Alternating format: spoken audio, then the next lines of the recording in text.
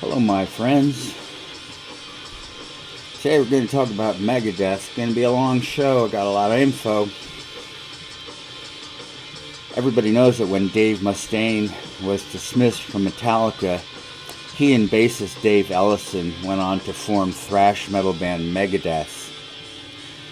And it's said that Mustaine was let go because of drugs, but does anybody really believe that anymore?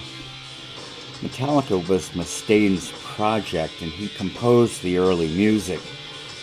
James Hetfield took Metallica, and Mustaine vowed revenge. This is what Megadeth means, literally, the annihilation of power. In 1994, Mustaine recorded a 3-song demo with Ellison and drummer Lee Rausch. Mustaine now claimed that Metallica's guitarist Kirk Hammett stole his job. Hammett was playing leads that were nearly identical to Mustaine's on Metallica songs that Mustaine had written. Metallica had taken Mustaine's song Mechanics and renamed it the Four Horsemen. Metallica also thrash talked about Mustaine calling him a drunk and a bad guitarist. And by this I don't mean as in Michael Jackson bad. Dave Mustaine is not a bad guitarist. Dave Mustaine is an excellent guitarist. Megadeth's first album was Killing Is My Business and Business Is Good, and released by Combat Records, and the success of their debut resulted in signing with Capitol. Peace sells, but who's buying? The second album went in '86. Megadeth has sold 38 million albums worldwide, but in contrast, Metallica has sold 125 million albums. It can be argued that the feud energized both bands, as fans would buy both bands' albums to compare them.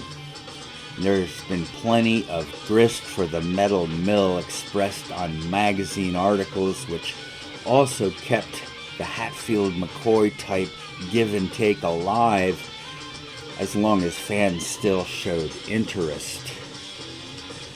Megadeth had 12 Grammy nominations and won a Grammy for the song Dystopia in 2017. And the band's mascot, Vic Rattlehead, would make appearances at live shows and on sleeves. Megadeth has weathered controversy with their lyrics and imagery. MTV refused to show 2 videos that seemed to condone suicide. And when Megadeth covered Nancy Sinatra's These Boots Were Made for Walking, Lee Hazelwood, the writer, called Megadeth's version vile and offensive. And the song was removed from pressings for 6 years. You've heard it. It's not vile or offensive. Sheesh. 2 Megadeth members were accused of selling band equipment in order to buy heroin, and they were both released. The sophomore LP, whose buying was a triumph, improving over the debut in content and sound quality. But I don't buy it. I like the first album better. Second album's great, but the first album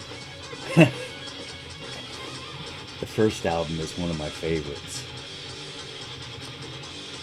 As far as the third album, So Far So Good, So What, it was given the full attention by Capitol, and it took 5 months to release in '87 and '88. Mustaine was using heroin at this time, and the record suffered because of it. And producer Lonnie was replaced because he insisted that the cymbals be recorded separately from the drum track, and this was unheard of at the time. Megadeth covered the Sex Pistols' Anarchy in the UK, but Mustaine changed the lyrics. Maybe it's what he thought he heard or what he thought it should be. Sabotage, Dio, and Megadeth shared a stage on the Seventh Son Tour in the US with Testament, Nuclear Assault, and Flotsam and Jetsam in Europe.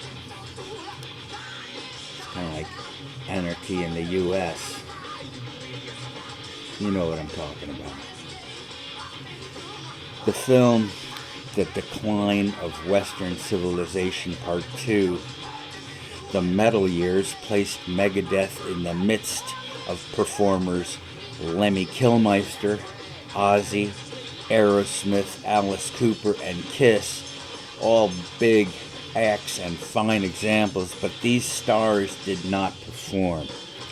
The bands that did were glam metal bands such as Lizzie Borden, Faster Pussycat, Seduce, London, and Odin. Megadeth performed In My Darkest Hour, but the band was disappointed in the film since Megadeth was portrayed with glam metal bands. Interviews with Wasp, Poison, Tough, and Vixen did nothing to dispel that glam metal would soon go dormant with the advance of heavy metal and grunge.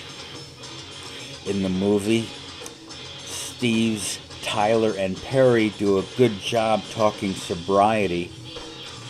Ozzy's OJ spill was staged, that's pretty obvious.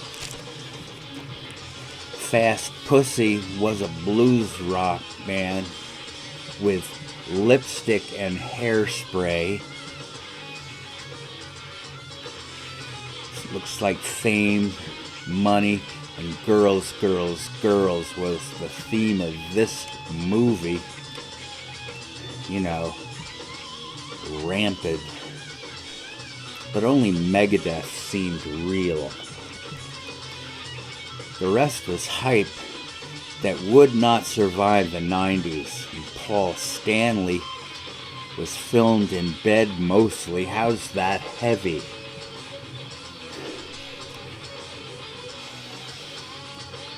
Maybe they had the looks. But where's the tunage? Where's the originality? David Bowie's glam and the New York Dolls glam, that was 70s and excellent. But the LA glam scene seems vapid, like a strong wind could blow it away. And that's what happened. Here's a disc thrash got free. 1, Killing Is My Business and Business Is Good in 85. Well, this is pretty dang good. I'm having fun. Maybe this is my speed. Only 35 years too late. Give it a fucking A+. 2, Peace Sells, But Who's Buying? 86. Got Wake Up Dead. Got Vivid Imagination. Not easy to record drum analog, is it? Each song progresses into new parts like a symphony. Why does Vic Rattlehead wear a suit and tie? Who is he really? Is he a censor? 3, So Far, So Good, So What in 88. Anarchy in the USA, So What? In My Darkest Hour is that real takeaway. This is not a fan fave album. It was recorded at Bearsville, out in the woods. It's kind of muddy, like Woodstock.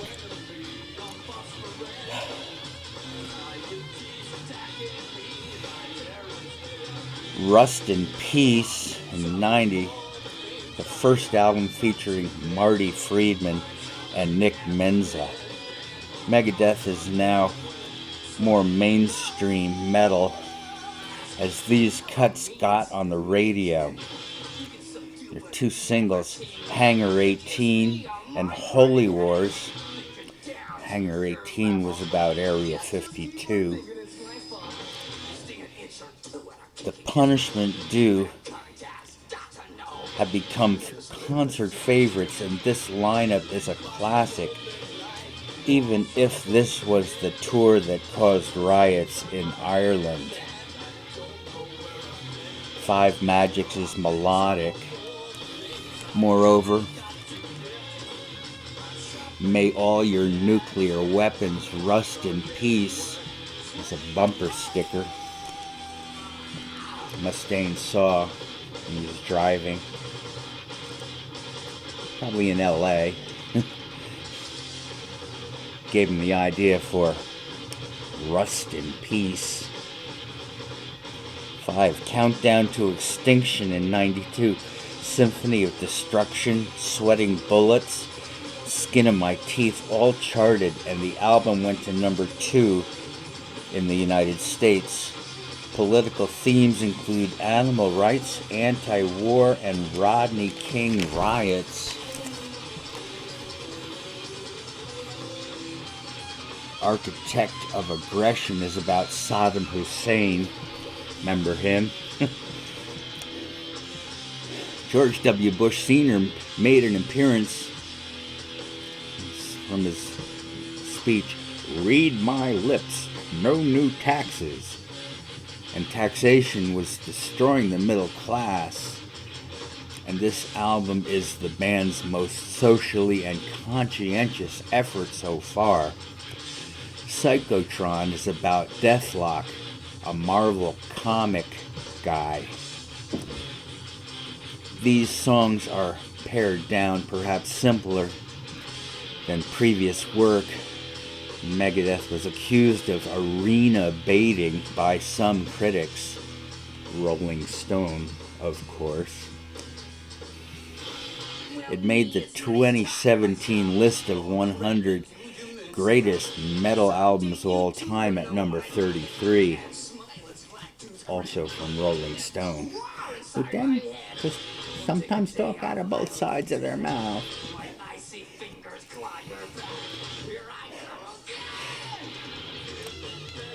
Guess I'll tell you about Rolling Stone's list.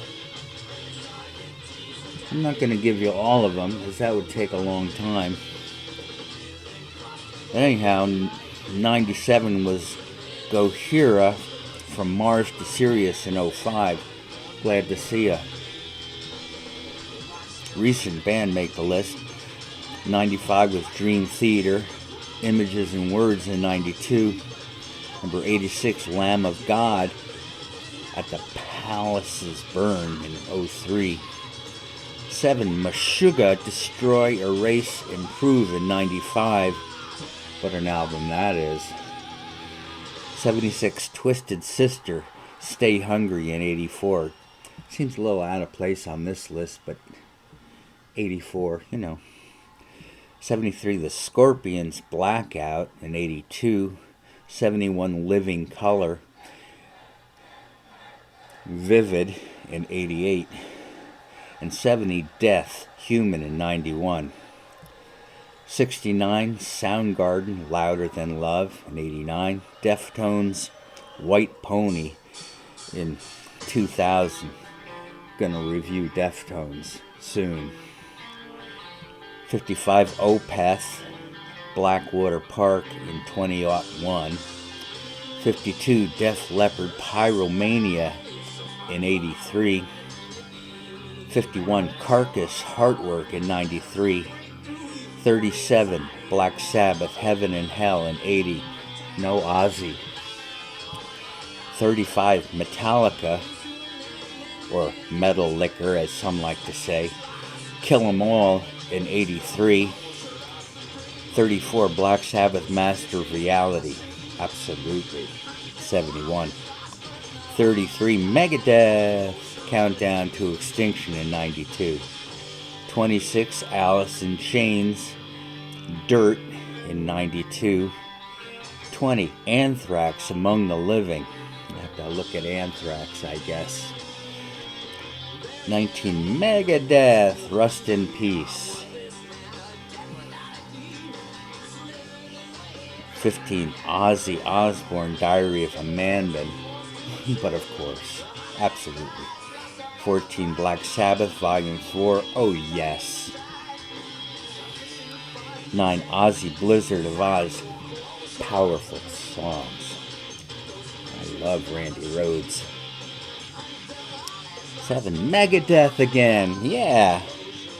Peace sells, but who's buying at 86? 7, Motorhead, No Remorse, 84. 6, Slayer, Rain in Blood, in 86. 5, Black Sabbath, it's the first album in 1970. 4, Iron Maiden, Number of the Beast. 3, Judas Priest, Brit Steel. 2, Metallica, Master of Puppets. And number 1, Paranoid by Black Sabbath. No AC/DC? No Blue Oyster Cult? How about Uriah Heep? Not here? Come on, Rolling Stone. What about Steppenwolf? Or Montrose? Led Zeppelin? I'm sure that an upgrade of this list would include Slipknot and many, many more who are absent. So I'm thinking it is time for an update, okay? Getting back to Megadeth. Euthanasia, 6th album, 94. So, where's Rattlehead? Is he retired? Society is killing the young, or maybe like the title track, just hanging them out to dry. Band meetings tried to make Megadeth a democracy, but just ask CCR how that would work out. A promo copy was issued with an essay by Dean Koontz, Godzilla vs. Megadeth. 7, cryptic writings. I think he meant Godzilla, the monster, not Godzilla or Gojira, the band. I don't know if Dean Koontz knows about Gojira, the band. Maybe he does. 7, cryptic writings in 97. This is Nick Menz's, the drummer's, last album. This isn't thrash. Just 4 top 20 hits. It was a year in the making. Had melodic riffs, lots of noodles. Lyrics altered to draw fans who weren't into dying and evil. The sleeve art is a voodoo sign. Trust, a single. Then 8, Risk, in 99. This is the last album on Capitol. Jim DeGrasso was on drums. Final appearance of Marty Friedman. And the album was not a commercial success. Too far from the early thrash. But Vic's back. He's in the Mousetrap. Second edition.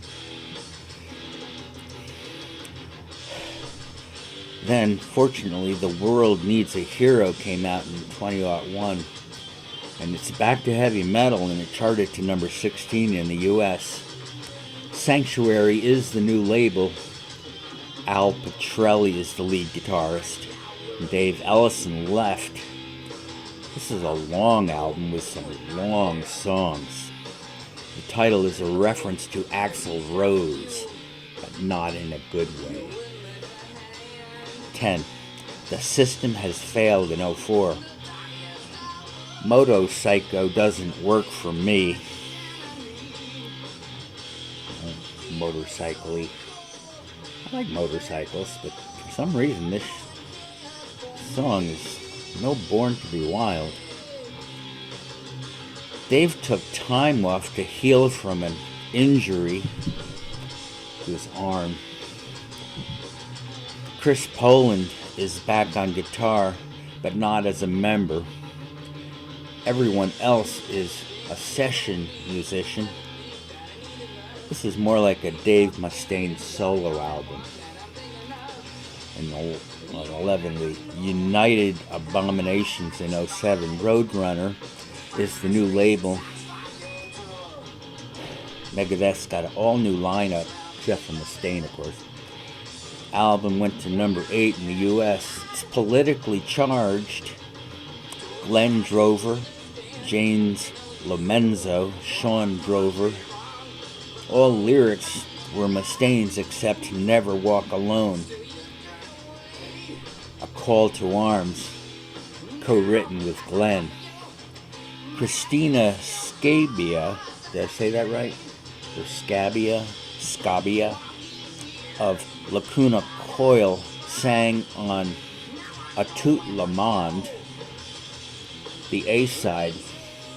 Sleeve contest. There's a contest to come up with the sleeve art. Strangely, the winner didn't get used. Dave preferred a different contest entry. He used that. But the other contest winners, I think there's 12 or 13 of them, they're on the back sleeve. You know, it's alright. It was Dave's contest. He can do what he wants. 12. Endgame in 09. This is Mustaine's favorite.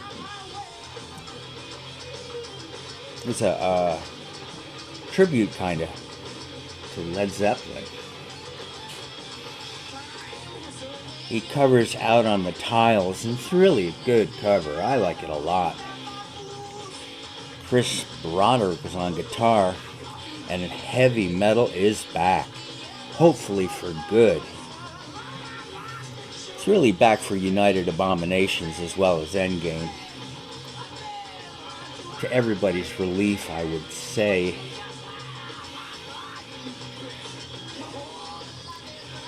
This album, Endgame, was recorded in Vic's garage and produced by Andy Sneap. Now, Vic's garage is not just a little garage in Los Angeles. It's a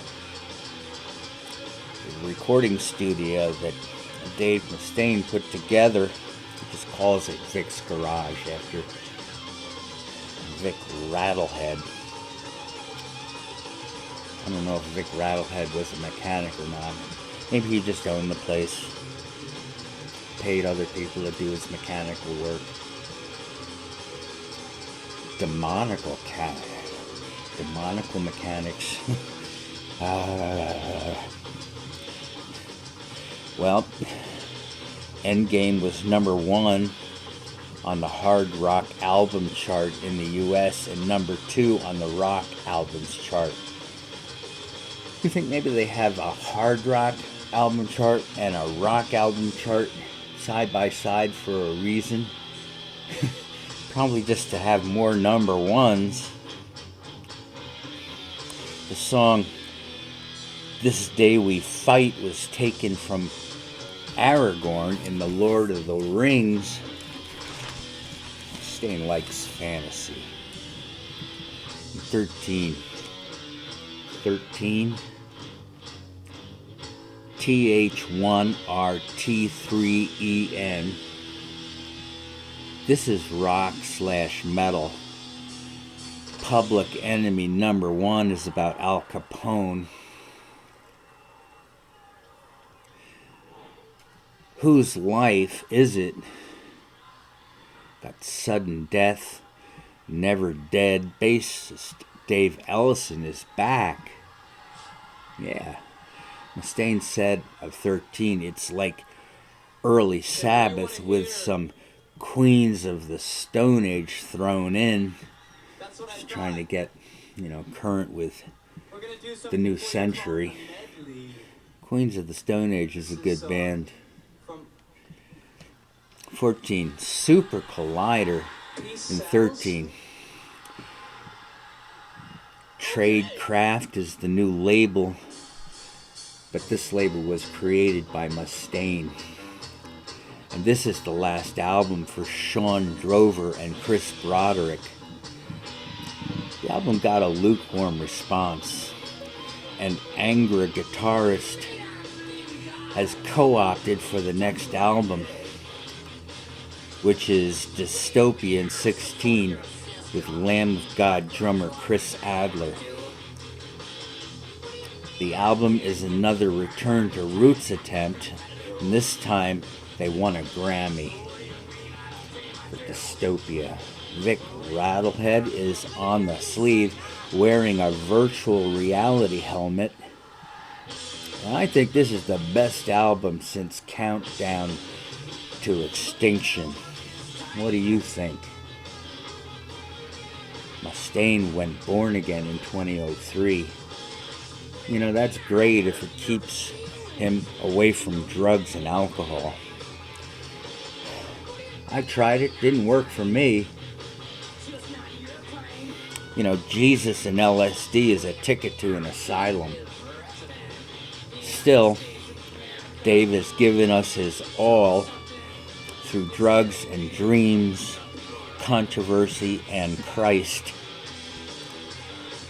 He won't live forever. I guess he wants to go to heaven so he can keep on rocking. It's not a bad idea. But what about the rest of us? The fans need to show up so you can have an audience. I'm not sure if heaven is electric. It's probably unplugged. Or maybe a choral kind of thing. A real big one. Loud and very harmonious. That sounds okay? Let's do it. Thanks for being with me.